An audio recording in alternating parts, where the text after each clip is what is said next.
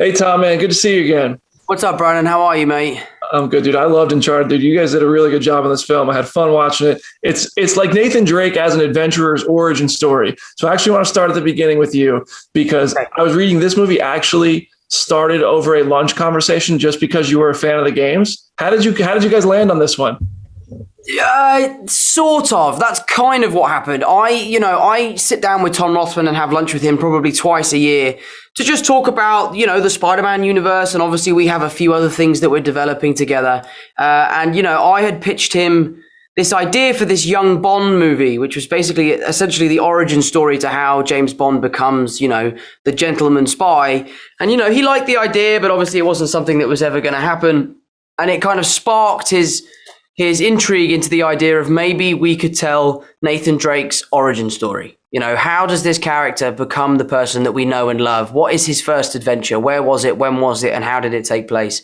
So, it was kind of like that. And yes, it was just at lunch. I remember I had a chicken tikka masala, a sparkling water, and a franchise, I guess. How casual. That's awesome, dude. And your Nathan Drake, as I'm sure you know, has quite a bit in common with the Nathan Drake of the Uncharted games. Also kind of has the Tom Holland stamp to make it unique as well. What would you say are the biggest differences between your Nate and the game Nate? That's an interesting question. When we were developing this character and this film, we were kind of trying to figure out how I would play him. And, there was a discussion at one point where they wanted me to just mimic Nolan North. And, I started doing a little bit of work into it. And I think we all came to the conclusion that we needed to make this film unique. Obviously pay respects to the games, but it needed to have something new about it. So they then gave me free rein to kind of go away and develop this character in my own way. Obviously the differences are that he's younger. I think one of the traits that he has is he's very trustworthy, which ultimately is something that he definitely shouldn't be in the world of treasure hunting, which isn't something that he is necessarily he's not very trustworthy in the games.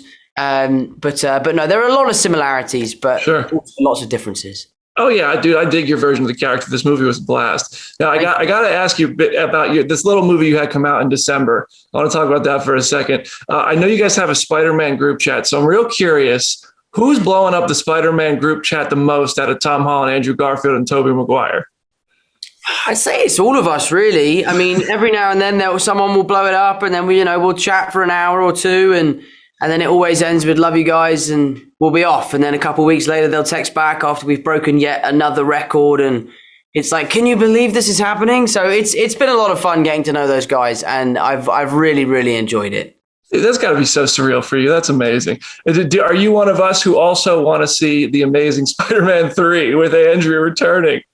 I would love to see The Amazing Spider-Man 3. I think what was so wonderful was how Andrew was able to kind of make amends with the character in the studio, to kind of win the general public back.